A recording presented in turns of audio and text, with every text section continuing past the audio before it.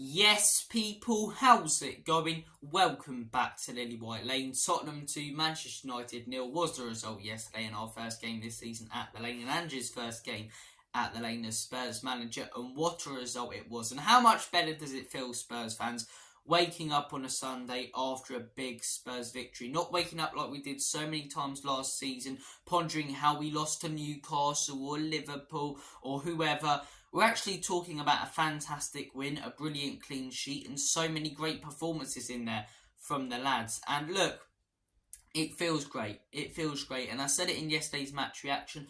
I'm going to say it again in today's day after show. We have our Tottenham back, our free-flowing Tottenham, our exciting Tottenham, and our all-out attacking Tottenham Hotspur that we love watching is back under this manager. And it's mad to look back at how many Spurs fans were so against the appointment of Ange Postecoglou. I was one of the only ones who said, I want this guy. I'm very, very happy with this guy because I'd seen what he'd done at Celtic. But the amount of people who were saying no to Ange, no to Postecoglou, it was a literal hashtag and movement that people were trying to get, no to Postecoglou.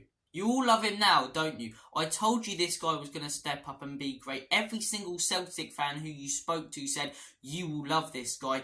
And we're 2 games into the season and we already do, because of the football he's delivering on the pitch, the results he's already giving us, and the progress that this club is making. And that's the truth. We are progressing. It looks like things are transitioning. It looks like things are getting better. Under Conte and Jose, we looked like we were going nowhere. Under Ange Postecoglou, you can see that progress. You can see we're trying to get somewhere, and you can see we're moving in the right direction. And as a fan, that's all I want to see. I want to see my club moving in the right direction, and I want to see my club moving in the right direction in style, playing some fantastic football to get there. And that's what we did yesterday. Brilliant performance yet again from the lads. Absolutely phenomenal football yesterday. First 30 minutes, I'll be honest, we could have been 1 or 2 down. We got slightly lucky, in my opinion, with that penalty shout. But at the end of the day, what goes around comes around. I understand we'll probably have it happen to our team this season. But then again, Manchester United, should have conceded the penalty on Monday when Andre Onana thought he was Tyson Fury and punched the Wolves player in the face. So at the end of the day, I do find it funny that he's coming out after the game going, clear penalty. They didn't deserve to be the better team or win the game. They weren't clear of us. I do find that funny. And Bruno coming out and saying it was a clear penalty. That diving little muppet, honestly. Genuinely, one of the players I hate most in the Premier League. He's such a diving little, Bilbo Baggins skinny so-and-so. I hate him. But look, he got what he deserved yesterday. So did that whole Manchester United team for piping up. And I do find it funny how all of their fans are going absolutely mental about that Romero decision. When none of them said a word about the Wolves decision on Monday. And look, it wasn't a clear-cut penalty. The one on Monday was a clear-cut penalty. Andre Onana literally punched Matey Boy in the face for Wolves, and somehow it isn't given. Yesterday's a debatable one. I would say 50-50. His hand looks like it's in a natural position. I mean, what's he meant to do, Romero? Put his hands by his side when he's sliding, but at the same time, his hand is sticking out a little bit. So I could have understood both decisions. Good thing we got it our way, but it wasn't as clear-cut as the one should have been for the Man U game against Wolves. And like I say, I do find it funny how Man United fans are going mental now when they said absolutely nothing after that game on Monday against Gary O'Neill's Wolves. But look, so many positives to take from yesterday's game. So many good performances. Shall we talk about Sarr? Sarr was born yesterday. What an absolutely mature and brilliant performance yesterday from Sarr. And what I mean by mature is the guy was playing like a 27, 28-year-old. He was getting stuck in with challenges, brave challenges, constantly trying to control and dominate that midfield. Got his goal, rightly so, his first goal for Tottenham Hotspur. I couldn't have been happier with his performance yesterday. And that guy yesterday was absolutely fantastic. And look, I'm one of the people who thinks that Conte didn't succeed because he wasn't backed by these owners.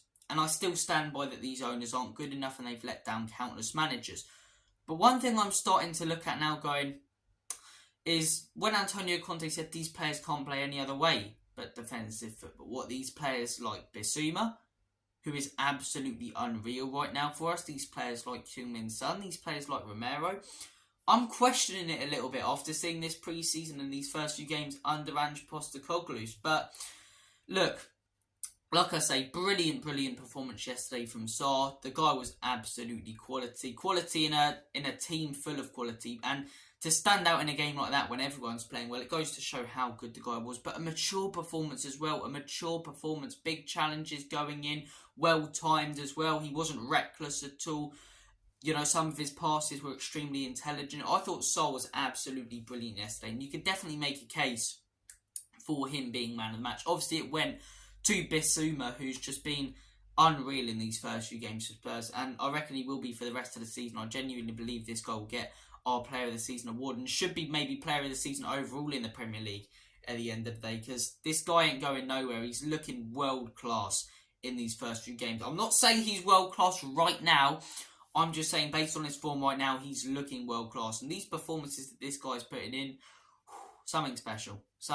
But look, that midfield again, brilliant. I heard that Maddison walked out on crutches yesterday. Hopefully that's nothing serious. I don't think it is. We're hearing that it's a precautionary. But yeah, it's like so, ecstatic after that win. And then you see Maddison's walked out on crutches. Like typical Spurs. We can't get everything going right, can we? But it looks like it's only a precautionary. He looks fine. So that's lovely. Jubbly. And yeah, that midfield yet again, just like against Brentford, absolutely unreal. I'd make a case that's one of the best midfields in the Premier League right now. Honestly, it's absolutely fantastic how they work together. And that Man United midfield, Mount and I said it in my match preview, Mount and Bruno, they just cancel each other out.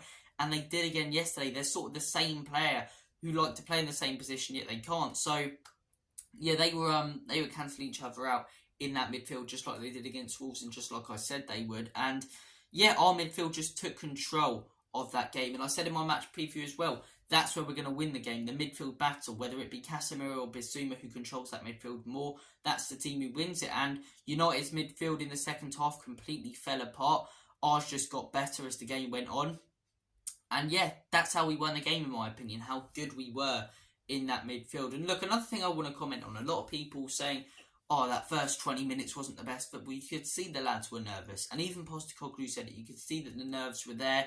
And of course they would be. It's a very, very young team. Players like Udogie in there, players like Van den Ven in there, players like Sarr in there.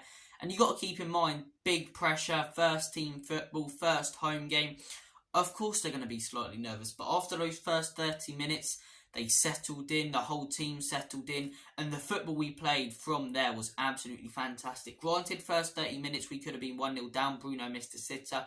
Rashford missed a very, very good chance, that header, which was a lovely through ball by Bruno, in all honesty, that lovely little Rabona. So we could have been 1 or 2 down in the first 30 minutes, but after that, those last 15 of that first half, some of the football we were playing was fantastic, hit the bar and the post. But that second half, just like Brentford, we just got better and better and better. We dominated the game, we controlled it more. Another brilliant Ange Postecoglou team talk, surely, that made the team even better than they were. And yeah, I'm loving everything to do with Tottenham Hotspur right now. Every player yesterday stepped up. Everyone's getting behind the manager. The manager's bringing back the Spurs that we want, the exciting, attacking, free-flowing Tottenham. It's a positive place to be, which it hasn't been for so long. The end of last season was unbelievably toxic at this football club and in the fan base. And as fans, we thought, when is it going to get better? We certainly didn't think we'd be feeling this way 2 games into the new season. But that's the way this manager has got us feeling. Granted, there's a whole season to go, 36 more games, and we're going to lose a few. We are going to lose a few. We're a team that's transitioning into a new era. We're a team that's trying to rebuild, so we are going to lose a few. But I think it's very important we stick by Ange Postecoglou. We don't sack him if we do go on a losing run, because we've seen there where that gets us. And even if we do lose a few and take a few thrashings, we're going to play some exciting attacking football in it. And Manchester United last season are a perfect example. Granted, they're falling off a little bit at the beginning of this season, but they took a few thrashings, but they finished third, and their fans were unbelievably happy. Arsenal under Arteta, they backed him through when he was struggling and losing a few games. Look at the position they're in now. They all love him to pieces. I hope we can do the same with Ange Postecoglou. We should. Sacking a manager gets us nowhere. He's a manager, unlike Conte and Jose, in all honesty, who wants to actually rebuild this team, doesn't want players for the now. And look, that's not a dig at Conte and Jose. If those managers want players for the now, the owners should have backed him with players for the now. But it was never going to fit Spurs with how bad our owners have been. So a manager like Ange Postecoglou fits like a glove. Someone who wants to rebuild the team, just like a Pochettino did. And I think he will. I'm loving everything this guy's bringing to the club. Like I say, no to Ange was a hashtag. No to Postecoglou before the season starts. You all look idiots now. Every Celtic fan will tell you, and I saw a few Celtic games as well because of the connection I've got to that club. This guy, you will love him. You will love him as a manager. And like I say, we're 2 games into the season, and we already do. I'm loving everything to do with Spurs as well. One more thing I do want to say. Where are all the Vicario haters now? The lot of you who were piping up after that Brentford game. I don't know about Vicario. He's not good enough. He's not good enough for Tottenham. Where are you now? Brilliant performance from Vicario yesterday. The one little thing I criticised him for in that Brentford game was commanding his box. Apart from that, he couldn't have done much more or much less in that Brentford game. He wasn't really tested with the chance that he should have saved. So, look, Vicario yesterday did the one thing I've been a little bit critical of him by commanding his box. And all of those people who are going for, he's not good enough, and being reactionary after one game where he didn't even make a mistake. How many of you look idiots now? The guy was brilliant yesterday. Some fantastic saves. That save for that Rashford chance in that first half where he made himself big was brilliant. Some of the saves in the second half. And Gary Neville on Sky Sports commentary. What is this guy waffling on about? He makes a phenomenal save, Vicario, from that Casemiro header. And Gary Neville said, he likes to flap his legs in the air, doesn't he? He's got his Man United hat so far on his head, it's ridiculous. If that was David De Gea making that save last season, go, what a save from De Gea. What a save. The guy's world class. It's ridiculous. Absolutely ridiculous. Vicario, awesome yesterday. Shut up the haters. Another man who shut up the haters yesterday, Heung-min Son. I'm one of those people who feel that there's an agenda against this guy in the Spurs fan base. When there's other players performing bad, people love to dig this guy out more than anyone. Although he didn't score yesterday, brilliant performance from Heung-min Son. He looked so creative, played pretty much all of our through balls that resulted to goals. He was brilliant yesterday. Absolutely brilliant. Contributed to the way we were playing football. That's the Son I want to see. The creative. The Son who's willing to have a shot, to take on players. I want to see that Heung-min Son. And if he keeps playing like that, the goals will come. If he keeps playing like he did against Brentford with his back to goal, they're not going to. Kulusevski yesterday as well. Better performance from him. Much better performance from him. Richarlison, I still think we need a striker who can hold up the ball. He did it a couple of times right before he went off. I actually thought taking him off at that point was probably a bad decision because right as we took him off, he was starting to settle into the game and playing a few balls out wide and switches and holding up. But he doesn't hold it up enough. Everything seems to go through him, in my opinion. I think we need a strong hold-up striker who's pacey and prolific. Gift Orban would be a very good option for me. I don't know why we're saying 30 million is too much. I mean, that's a joke. We've got we literally just sold a player for 130 million. Is too much. Okay, but yeah, Gift Orban would be a good option for me. I think we need someone who can hold the play up. Honestly, I do. Lukaku. A lot of people would laugh at that. But after seeing these first few games and the fact we sort of need a player to hold it up, although his finishing is not the best, let's be 100% honest, it's not the best, it is better than Richarlison's. And one thing he does very well is hold up play with his strength. I wouldn't be opposed to the Lukaku signing after seeing these first few games, honestly, because the striker, it's not like Harry Kane, under Antonio Conte and Heung-min Son, where we were just relying on specific players to provide us with great moments. No, it's not like that. The whole team is creating chances. Look at our 4 goal scorers in our first few games. All different goal scorers. In our first game, Royale and why can I not remember the other goal scorer? Royale and Romero, of course. And in our second game, why am I not? Sarr, obviously. Sarr was absolutely awesome. I can't think today. I don't know what's going on. Royale in that first game scoring. Sarr in this second game scoring. Davies. Was it Davies? Was it Perisic? Never mind. It's still a defender. We've got defenders scoring. We've got midfielders scoring. It's not all based around one player. And that's what Conte's system was at times. It was sit back, counter-attack, let Kane do his magic and play those brilliant through balls.